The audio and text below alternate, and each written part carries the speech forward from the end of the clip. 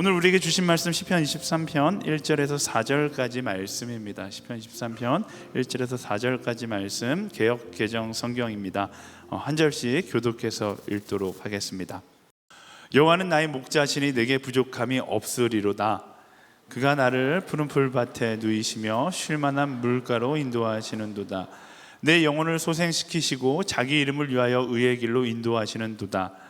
내가 사망의 음침한 골짜기로 다닐지라도 해를 두려워하지 않을 것은 주께서 나와 함께 하심이라. 주의 지팡이와 막대기가 나를 안위하시나이다. 아멘.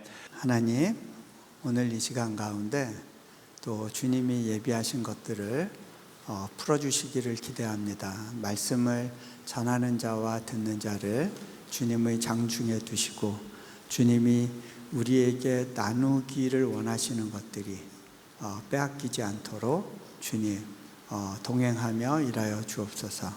우리 주 예수 그리스도 이름으로 기도합니다. 아멘. 오늘 본문을 보면 여호와는 나의 목자시니 내게 부족함이 없으리로다 라고 다윗이 고백을 합니다. 여러분이 익히 잘 아는 고백일 겁니다. 여러분 컴퓨터 바탕화면에 이 구절이 있을지도 모르겠습니다. 집에 표구해 놓은 거 보셨을 수도 있을 겁니다. 뭐 암송도 하셨을 거예요. 자, 그런데 제가 한번 물어볼게요. 이 말씀으로 사라지나요? 네. 여러분 부족한 거 없으세요? 부족한 건 많죠. 자, 근데요, 다윗이 왕의 신분으로서 이 고백을 하고 있는 것이 아니라 1절부터 4절까지는 목동 시절의 컨텍스트에서 고백을 하고 있는 거예요. 다윗이 어렵게 살았고 또 가정에서의 지위도 높지 않았고 어떻게 보면 인정받지 못하고 배려받지 못하면서 그렇게 자랐던 사람이에요. 그런데 그가 고백합니다. 부족한 게 없다. 어떻게 이게 가능할까? 자, 제가 한번 여러분들한테 여쭤볼게요. 아담이 에덴 동산에서 살았을 때 부족한 게 있었을까요? 없었을까요? 없었어요. 네. 확신하세요? 자, 그러면 한번 이게 있고 없는 것, 우리가 얼마나 소유하고 있는가에 따라서 부족함이 있을 수도 있고 없을 수도 있다면, 여러분, 아담은 부족한 게 너무 많아야 돼요. 여러분이 가진 것과 아담이 가진 걸 한번 비교해 볼까요? 아담한테 차 키가 있었나요? 나도 차 키 없어요 하는 분 있을 거예요. 자, 그러면 집 키가 있었나요? 우리 요즘 집 키 안 써요 뭐 이런 분 있을 거예요. 자, 그러면 옷이 있었나요? 신발이 있었나요? 가방 있었나요? 자, 아담이 가진 게 뭐가 있었을까요? 과일은 좀 있었을까요? 자, 근데 여러분이 냉장고에서 꺼내 먹는 과일과 아담이 먹었을 과일 사이에 어느 게 더 당도가 높을까요? 여러분, 야생 키위는 떫어서 먹을 수가 없어요. 제가 정글의 과일을 좀 아는데요. 네, 정글의 과일 우리 입맛에 안 맞아요. 못 먹어요. 새나 주지 이렇게 돼요. 네, 자, 여러분이 드시는 과일은요, 오랜 대에 걸쳐서 품종 개량이 이루어진 거예요. 자, 그러면 과일조차도 아담이 먹었을 과일보다는 여러분이 훨씬 좋은 과일을 소유하고 가지고 있어요. 자, 그러면 생각해 보세요. 누가 더 많이 갖고 있어요? 그런데도 왜 아담에게는 부족한 게 없었을까요? 그 이유는 하나예요. 아담에게 믿음이 있었어요. 하나님이 나의 필요를 채우신다는 믿음. 여러분, 필요를 채우는 것이지 우리의 모든 갈망을 채우는 걸 의미하는 건 아니에요. 자, 그런데요, 아담의 이 믿음이 흔들리는 순간이 있었어요. 사단이 이야기해요. 너 필요한 게 없어? 너 필요한 건 많잖아. 예를 듭니다. 저 동산 위의 선악과 열매 너 먹을 수 없잖아. 너에게 결핍이 있는 거야. 그 결핍을 해소하기 위해서는 네가 똑똑해져야 돼. 너 스스로 네 인생의 판단의 주체가 돼야 돼. 네가 옳고 그름을 판단하는 기준점이 돼야 돼. 예전에는 하나님이 그 기준점이었어요. 그런데 네가 스스로 선과 악을 판단하는 주체가 될 수 있어. 그러면 새로운 세상이 열려. 너의 힘으로 너의 필요를 채우는 거야. 성경에서 사단이 한 이야기를 제가 소위 패러프라이즈라고 그러죠. 그렇게 재해석하면 이렇게 설명할 수 있어요. 자, 아담이 속았어요. 그리고 아담과 하와가 결국 선악과를 먹었어요. 그리고 나니까 첫 번째 보게 된 게 뭐예요? 나의 비참함이에요. 나의 무능함이에요. 나의 벌거벗음이에요. 부끄러움이에요. 그때부터 가리기에 바빴어요. 무화과 나무 잎으로 가렸어요. 여러분, 우리가 내 노력으로 내 필요를 채우겠다는 세상이 여러분에게 이야기하는 소리에 빠져들면 여러분에게 먼저 찾아오는 느낌은 부끄러움이에요. 나를 가리고 싶어져요. 뭔가 더 좋은 걸로 나를 포장하고 싶어요. 그게 학력이 될 수도 있어요. 외모가 될 수도 있어요. 제가 어느 한국에 잠깐 왔을 때 어머니가 TV를 켜놨는데 아이돌 쇼 뭐 이런 걸 하는데요. 누가 와서 노래를 너무 잘했어요. 근데 그 사람한테 가서 누군가가 인터뷰를 해요. 상금을 받으면 뭐 하고 싶으세요? 성형수술하고 싶어요. 잘생겼는데 성형수술하고 싶대요. 여러분, 얼굴을 고쳐야 되는 게 아니고요. 먼저 마음을 고쳐야 되는 거예요. 왠지 아세요? 그렇게 해서 성형을 해봐야 결국은 시간이 지나면 그 외모에 또 마음이 안 들게 돼 있어요. 더 센 걸 원해요. 여러분, 우리를 가리기 위해서 학력이 필요해요. 그렇게 생각하는 분들이 있을 거예요. 그래서 열심히 공부해서 명문대 갔어요. 그런데요, 여러분, 명문대 학생들이 더 자존감이 낮은 거 아세요? 명문대 교수님들이 굉장히 낮은 자존감 때문에 힘들어하는 거 아세요? 여러분, 나의 존재감을 높이기 위해서 차를 하나 사야지. 첫 차를 살 때 너무 행복하고 좋아요. 그런데요, 여러분, 우리는 그 동일한 자극으로 계속 행복할 수가 없어요. 왜? 더 센 걸 원해요. 5년이 지나도 그 차 때문에 행복하지 않아요. 집도 마찬가지예요. 더. 무화과 나무 잎으로 자기를 가렸는데 그 무화과 나무 잎은 유효기간이 있어요. 시간이 지나면 다 말라버리는 거예요. 다시 갈증을 느끼게 돼 있어요.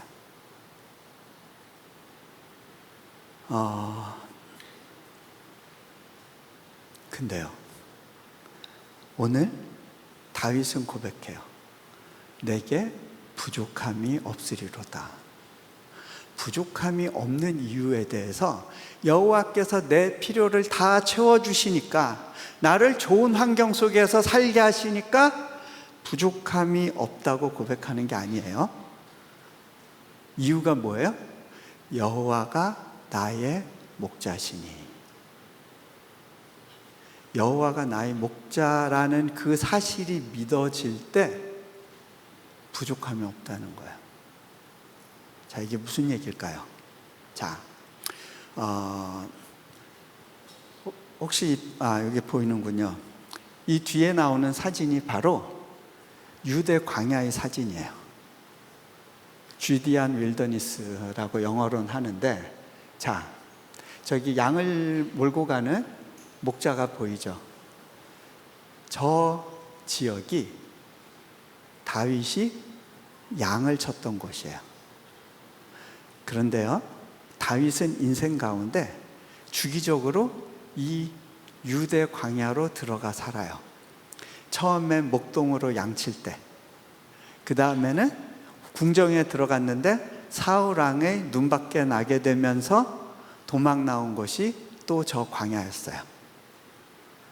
그리고 또 왕궁으로 들어갔다가 아들 압살롬이 예루살렘을 장악할 때 다윗은 또 저 광야로 들어가서 저기서 시간을 보내요.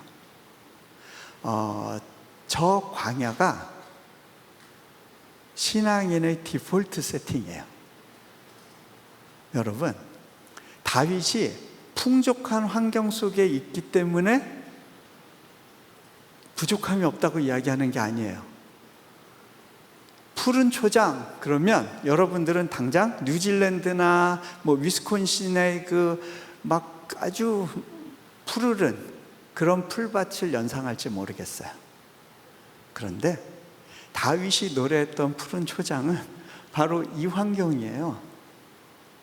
하루 종일 걸어서 풀을 뜯어야 배를 불릴 수 있고 그제서야 누울 수 있는 그런 환경인 거예요. 자,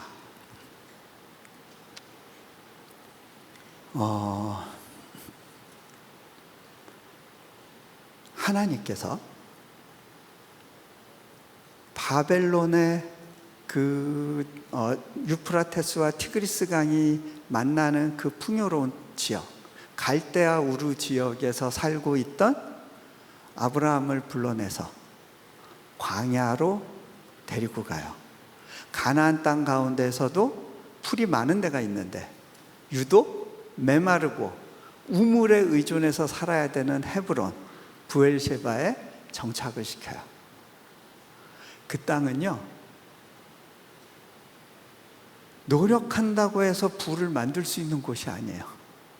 하나님은 그 환경 속에 아브라함을 박아놓고 아브라함이 우물을 파면 우물이 나오게 하세요. 거기서는 그 양을 쳐서 숫자를 늘리기가 너무 어려운 곳인데 거기서 숫자를 늘려주세요. 그러니까 아말렉 사람들이 보고서 너는 하나님의 손이 함께하는 사람이다 라고 이야기를 하는 거죠. 이게 하나님의 방법이에요. 좋은 환경으로 데리고 들어가서 거기서 좋은 것을 주시면서, 그러니까 내 말 잘 들어, 그거는 세상의 신들의 이야기예요. 자, 이 광야에 보면요, 저렇게 양과 염소들이 이제 풀을 뜯습니다. 한참을 가서 풀 한 포기 뜯고 또 한참을 가서 풀 한 포기를 뜯습니다. 저 광야에 그래도 풀이 자라요. 어떻게? 그 지중해에서 불어오는 바닷바람이 저 산을 넘고 광야에 도달할 때 그 머금은 습기가 바위에 부딪혀서 이슬을 만들어내고 그 이슬이 떨어져서 거기서 풀이 돋아요. 그 풀을 뜯기 위해서 목자는 양을 데리고 이동을 하는 거예요. 저기 저 장면을 보면요, 목자가 아래를 내려다보고 있어요. 저 아래쪽에 양들이 풀을 뜯고 있어요. 양들은 목자를 볼 수가 없어요. 양들은 눈이 나빠요. 그리고 땅만 보고 살아요. 평생을 땅만 보고 살아요. 풀만 보면서 살아요. 자, 하지만 목자는 높은 곳에서 양을 내려다보면서 양이 다치지는 않는지, 풀을 제대로 뜯고 있는지, 주변에 위험 요소는 없는지를 관찰을 해요. 양은 목자가 자기들을 보고 있다는 사실도 의식하지 못하고 저렇게 풀을 뜯으면서 지내요. 자, 그런데요, 저 광야의 산을 보면요, 대부분의 유대 광야의 산들이 이렇게 가로로 줄이 그어져 있는 걸 보게 돼요. 저 줄은 바로 목자가 양을 데리고 돌아다니는 길이에요. 자, 오늘 성경에 나오는 의의 길이라는 표현이 있어요. 이 길은 직선대로가 아니에요. 고대 근동지방에 왕의 대로라는 직선도로가 있었어요. 해안가의 평야지대를 관통하는 큰 도로예요. 그리고 수많은 교통로가 있어요. 그런데 그런 길을 오늘 성경이 의미하는 것이 아니라 여기서의 의의 길은 뭐냐면 저런 라운드 패스예요. 돌고 도는 길이에요. 왜 저렇게 돌아야 될까요? 풀을 뜯게 하기 위해서 한 바퀴를 돌면서 이제 풀을 같이 찾는 거예요. 양들은 이렇게 점프하면서 올라갈 수가 없어요. 저렇게 평지로 그 산을 둘러서 올라가게 되는 거예요. 자, 그런데 보통은 북쪽 지역에 햇빛이 덜 드니까 그나마 풀이 있어요. 산 위로 올라갈수록 풀이 좀 있어요. 근데 그 풀을 뜯게 하려면 직선으로 산을 넘어가게 하는 것이 아니라 돌아 가는 거예요. 다윗은 이 길에 대해서 알고 있었어요. 다윗의 인생 가운데 초고속으로 산 정상에 올라갈 수 있는 기회가 몇 번 있었어요. 그 중에 한순간이 엔게디라고 하는 그 광야의 동굴에서 다윗이 숨어 있었을 때 사울왕이 거기로 기어 들어와요. 볼일 보러. 절호의 찬스였어요. 다윗의 신하들은 저 사람 제거해버리면 우리 이 모든 위협 사라지고 직행하게 됩니다. 우리가 왕국을 소유할 수도 있을 겁니다. 제안을 합니다. 그런데 다윗은 그 제안을 거절하죠. 그리고 목자를 따르는 이 라운드 패스를 돌기로 결정을 합니다. 한참을 돌았는데 한 칸 위. 한참을 돌았는데 한 칸 위. 여러분, 하나님께서 우리를 인도하시는 인생길도 이런 길입니다. 우리는 내비게이션을 이용해서 직선 길을 가기를 원합니다. 하지만 하나님이 우리를 훈련시키시고 단련시키시고 먹이시는 길은 어쩌면 이런 라운드 패스에 가깝다는 것을 이해하실 필요가 있습니다. 조급할 필요가 없어요. 천천히 가도 돼요. 목자와 같이 걷기만 한다면. 자,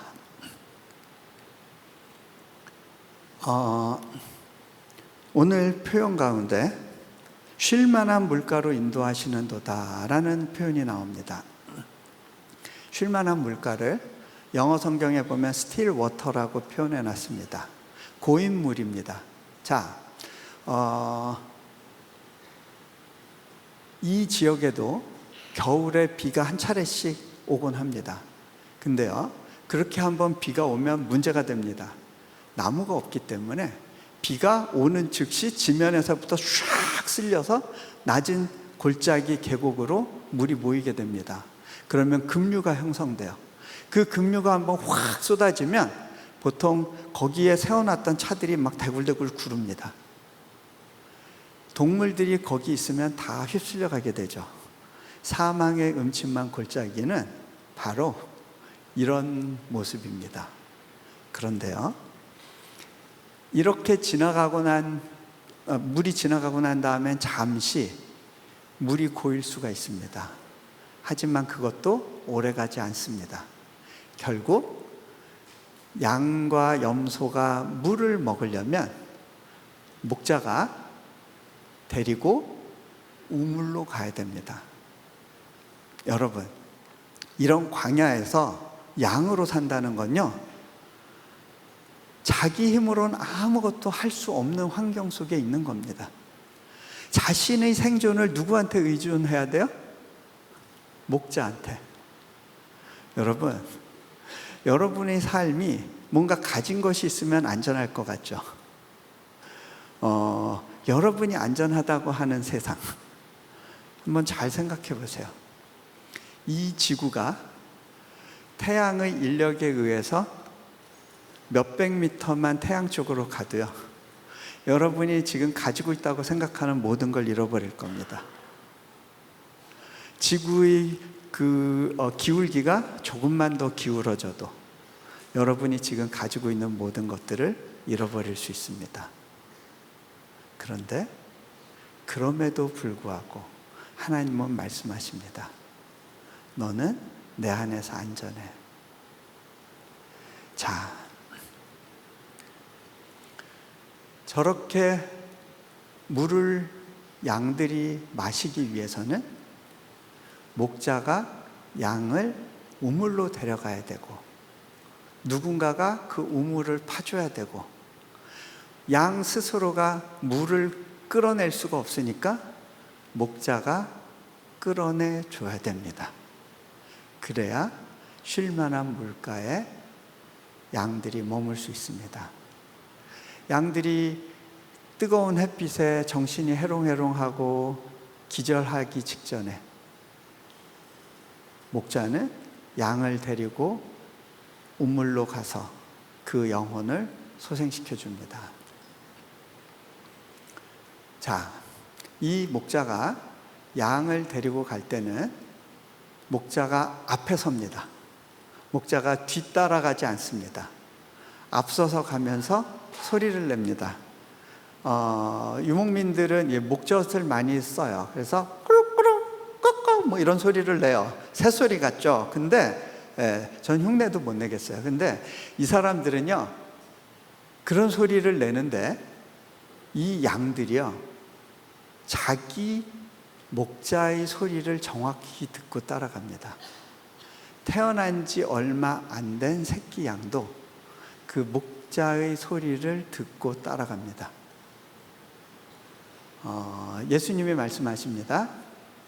요한복음에 목자가 자기 양을 다 내놓은 후에 앞서가면 양들이 그의 음성을 아는 거로 따라오되.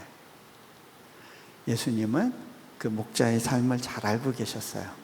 또 말씀하십니다. 내 양은 내 음성을 들으며 나는 그들을 알며 그들은 나를 따르느니라. 자, 이 예수님께서 당신을 따르는 사람들에게 약속하십니다. 이거는 목자가 양에게 하는 약속과 같은 컨텍스트에서 이해하면 됩니다. 내게 오는 자는 결코 줄이지 아니할 터요 나를 믿는 자는 영원히 목마르지 아니하리라. 여러분, 이 말씀이 믿어지면 이게 기적이 일어납니다. 놀라운 일이 벌어집니다. 제가 몽골에 있었을 때 한때 질문이 있었습니다. 하나님, 예수님께서 제자들을 파송하시면서 내가 양을 이리떼 가운데 보내는 것 같다라고 말씀을 하시잖아요. 근데 왜 제자들을 좀 사자같이 만드시지 않으세요? 늑대들이 찝쩍찝쩍하면 확 물어주고 어흥하고 왜 그렇게 안 하세요? 왜 경찰이 오면 도망가야 되고 뭐 이민국 직원이 오면 숨어야 되고 왜 그런 상황을 만드세요? 돈이라도 좀 많이 있어가지고 팍팍팍팍 쓰면서 사역을 하면 본때가 날 것 같은데 왜 이렇게 항상 꼴딱꼴딱꼴딱 하는 상황을 주세요? 잘 이해가 안 된다고 하나님께 이렇게 불평했던 시기가 있었어요. 제가 목회했던 몽골의 일회교회는 너무너무 가난한 청년들이 많았던 교회였어요. 어느 정도였냐면 제가 신방을 해보니까 천막에서 땔감이 없어서 영하 30도의 추위에 그냥 이불 뒤집어 쓰고 부들부들 떨고 있는 청년들을 보는 거예요. 제가 마음이 너무 안타깝고 힘들어서 돈을 써서 좀 이렇게 땔감이라도 교회에서 공급해 주면 좋겠다는 생각을 했어요. 근데 기도 중에 하나님이 그거 하지 말라 그러시더라고요. 그렇게 돕는 게 아니라는 거예요. 제가 너무 힘들었어요. 떼굴떼굴 굴르니까 하나님이 그런 마음을 주세요. 네가 가진 게 있고 또 도와주고 싶은 마음도 있는데 도와줄 수 없어서 안타깝지? 그게 내가 너희를 향해서 갖고 있는 마음이란다. 그런데요, 여러분, 실제로 내가 무엇을 갖고 있느냐 갖고 있지 않느냐 그렇게 중요하지 않더라고요. 하나님이 나를 향해 갖고 있는 마음이 무엇인지를 이해하고 나니까 있고 없고는 그렇게 중요하지 않아요. 마치 뭐와 같냐면 재벌인 나의 아버지가 나를 사랑하세요. 그러면 내가 잠시 일본에 떨어져서 지갑 잃어버리고 돈이 없는 가운데 있어도 그렇게까지 불안하고 힘들지 않아요. 왜? 아버지한테 전화하면 되니까. 자,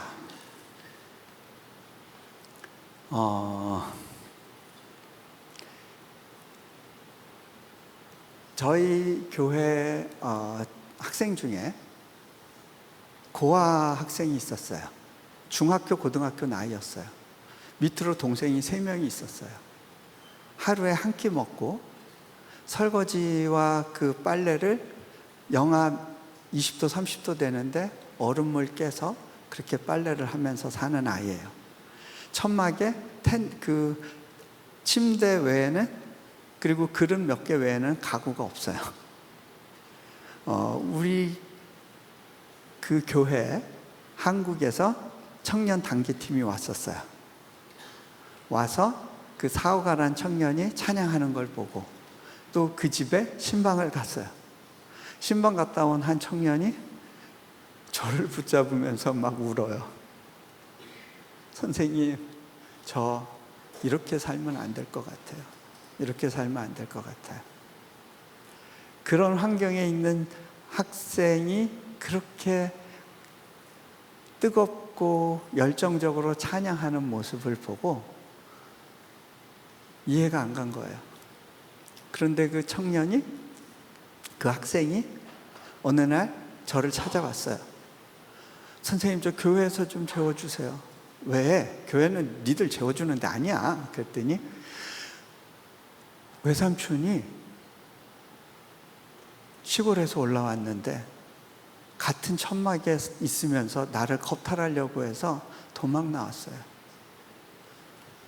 그들의 삶의 처절함을 이렇게 보면서 내가 너무 마음이 아팠어요. 도울 방법이 없더라고요. 걔를 재워놓고 기도하는데 하나님, 내가 할 수 있는 게 없어요. 뭘 해야 돼요?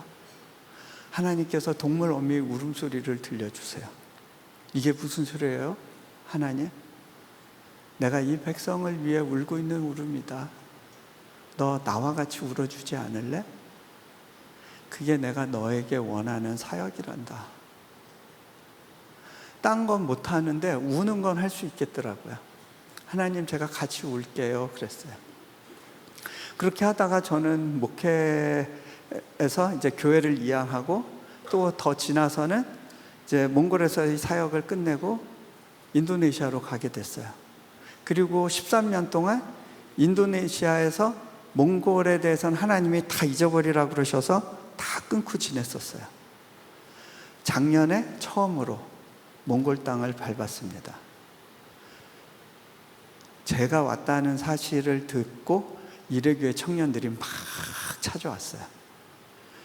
그냥 그 차를 빌려가지고 캠프장까지 막 그때 눈도 오고 그랬는데 뚫고 왔어요. 보니까 다 애들을 셋 낳았어요. 그런 것까지 니들이 나를 따라하네? 그랬거든요. 근데 얘네들이 보니까 그렇게 찢어지게 가난한 놈들이었는데 한국에서 유학했고 석사를 하고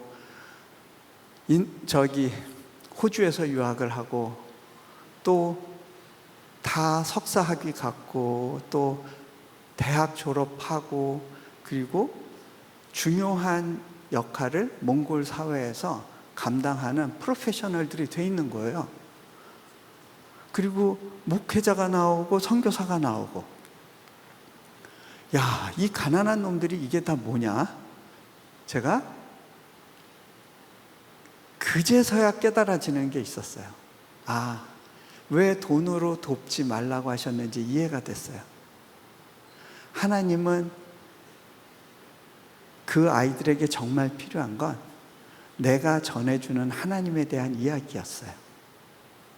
하나님의 이야기, 하나님에 대한 소망, 그리고 그분을 붙들고 제가 박사학위 과정을 마쳤고 또 그분과 동행하면서 살아가는 삶의 이야기를 아이들과 나눴을 때 그 아이들은요, 환경은 무엇 하나 자기들을 도와줄 수 있는 것은 없었지만 하나님을 의지하면서 돌파를 이루어낸 거예요. 아하, 이거였구나. 하나님에 대한 이야기, 그것만으로 충분했구나. 그것을 확인할 수 있었어요. 그런데요, 여러분, 양들이 풀을 만나면 막 미쳐요. 풀을 쫓아 정신없이 가요. 예, 잘 목자를 따라오다가 풀밭에 풀어놓으면 얘네들이 막 가요. 그러다가 결국은 그 무리와 동떨어져 가게 돼 있어요. 저놈들이 그런 꼴이에요. 그런데요, 제가 그 양 다큐멘터리를 뭐 하나 본 게 있었는데 거기에 보니까 목자가 양떼를 데리고 급하게 막 지나가요. 근데 정신없이 풀을 뜯던 한 녀석이 이제 그 무리로부터 이제 분리가 된 거예요. 얘가 이제 싸한 느낌이 드니까 정신이 들었는지 고개를 탁 들었어요. 그리고서 고개를 어떻게 하느냐면 탁 돌려서 목자의 소리가 나는 쪽을 봐요. 그 다음에는요, 고개를 또 탁 돌려서 풀밭을 봐요. 그 다음에 어떻게 했을까요? 정신없이 풀밭 쪽으로 뛰어요. 사람이나 동물이나 네, 그 먹을 게 원수예요. 그죠? 자, 근데요, 쟤는 저러면 안 돼요. 왠지 아세요? 왜 저 목자가 저 지역을 빨리 지나가냐면 저 지역엔 늑대가 출몰해요. 저 양이 풀을 쫓아 가는 것 같은데 쟤는 죽은 목숨인 거예요. 저 양이 살 수 있는 유일한 방법은요, 목자를 찾아야 돼요. 그런데요, 양이 스스로 목자를 찾아갈 수 없어요. 목자가 양을 찾아가야 돼요. 양이 할 수 있는 유일한 방법은 매, 나 여기 있어요, 나 여기 있어요, 살려주세요 하고 외치는 거예요. 제가 그 다큐멘터리를 보는데 결국 목자가 양 한 마리 없어진 걸 알고 찾아 나서요. 그리고 절벽 밑에서 헥헥거리고 있는 그 양을 찾아요. 찾자마자 첫 번째 하는 게 뭐냐면 얼굴을 부벼요. 그리고 양을 번쩍 들어 올려서 살펴요. 혹시 상처난 데 없나? 걸을 수 있나? 그리고 나서 다시 양을 내려놔요. 아무 말 없이 걷습니다. 그 뒤를 양이 졸졸졸 따라옵니다. 이번에는 목자가 아무 말 안 해도 그저 목자의 발자국을 따라갑니다. 여러분, 이 광야에서는요, 풀을 쫓아가면 죽어요. 목자에게 붙어 있으면 살아요. 안 망해요. 망해도 그게 끝이 아니에요. 자, 제가 이해가 안 되는 성경 구절이 하나 있었어요. 그게 뭐냐면 예수님이 하신 말씀인데, 나는 양의 문이라는 말씀이었어요. 이게 뭐지? 그랬어요. 왜냐하면 저는 이제 몽골에서도 있어봤고 근동 지역을 좀 다니다 보면 저렇게 돌로 양 울타리를 만들어요. 그리고 양이 그 안에 들어가는데 보통 문이 열려 있어요.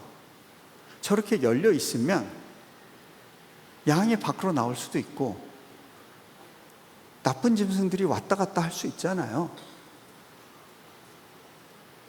저거 어떻게 막지? 문이 없으면 아무 의미가 없는데 예수님이 문이 된다는 의미가 뭘까? 이 장면을 보고 이해할 수 있었어요. 목자가 양이 우리에 있을 때 천막에서 지나지 않아요. 양의 우리에서 자기 스스로 문이 되어주는 거예요. 예수님이 말씀하세요. 선한 목자는 양을 위하여 목숨을 버리거니와. 목자는 저 자세로 메시지를 보내는 거예요. 어느 짐승이든지 내 양을 건드리려면.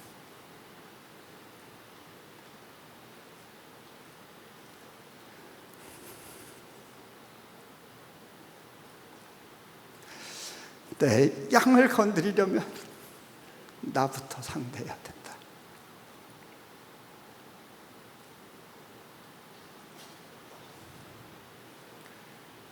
제가 인도네시아 처음 갔을 때,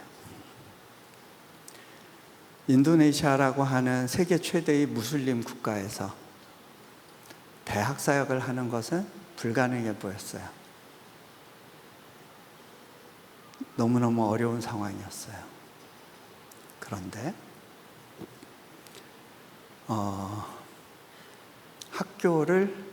건물을 지어야 됐어요. 처음에 제가 본 땅은 허허 벌판이었어요. 걸어가면 진흙이 무릎까지 빠지는, 길을 내는 것조차도 불가능해 보이는 그런 환경 속에 던져졌다고 느꼈어요. 여차여차해서 첫 번째 건물을 지어야 되는데 저 수중에 처음엔 돈이 없었어요. 왜?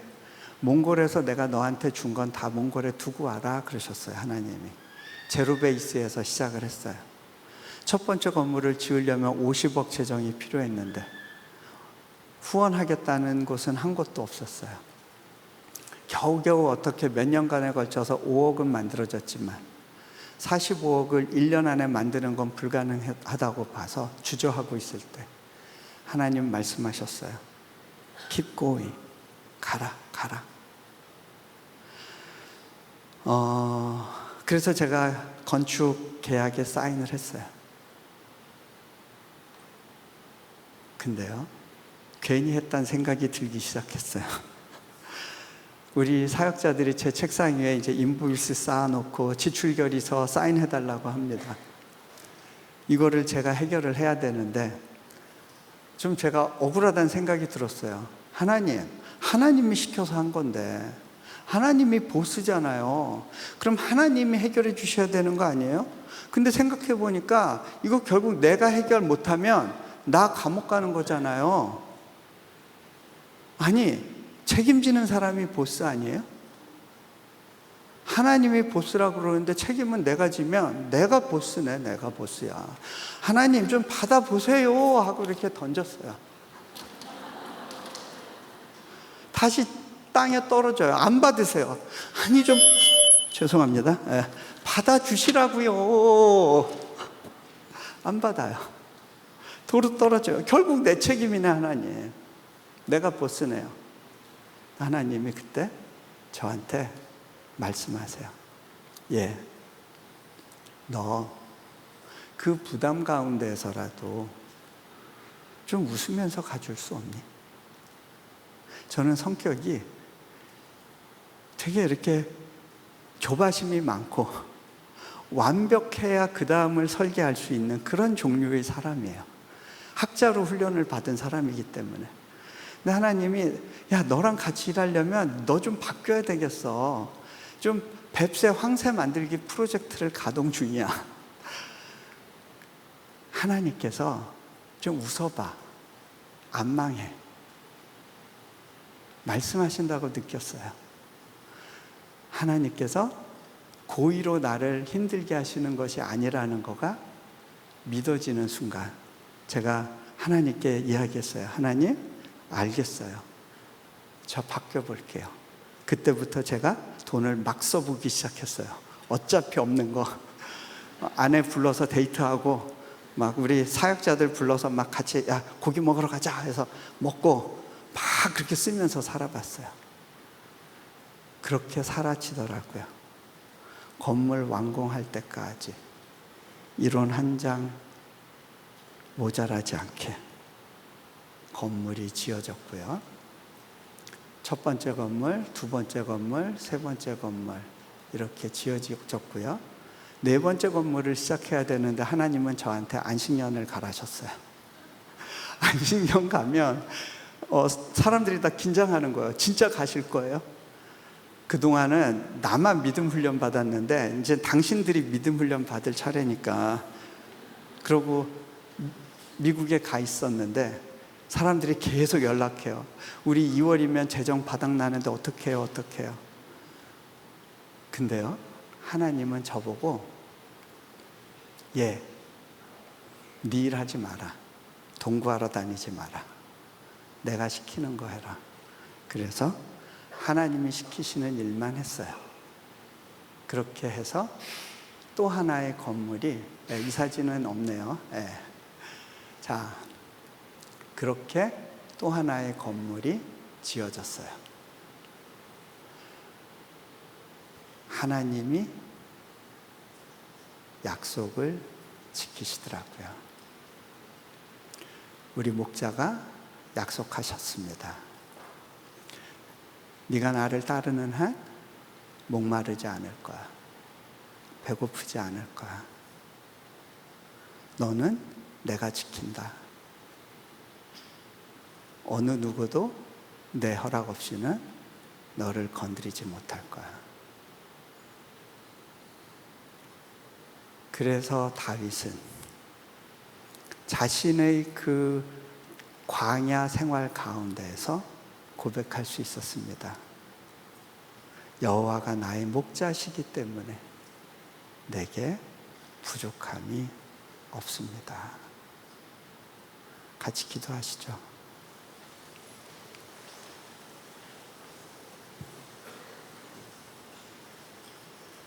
눈을 감으시고요.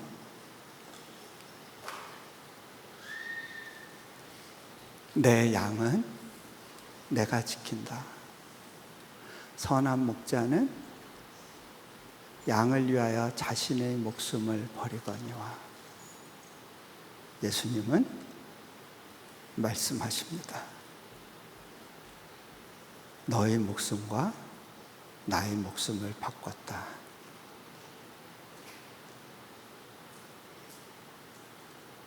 그 말씀이 믿어질 때에만 오는 평안이 있습니다. 그 말씀이 믿어질 때에만 오는 자유함이 있습니다. 인도네시아에서 아프간 난민들이 예수님을 믿고 나서 얼굴이 고결해지고 귀티가 나는 걸 보게 됩니다. 집 없이 맨바닥에서 사는 사람들인데 그 얼굴에 자신감과 당당함이 보이더라고요. 그들은 이야기합니다. 예수님 때문에 나의 생각과 태도뿐만이 아니라 나의 외모도 바뀌더라고요. 새끼 양도 목자를 압니다.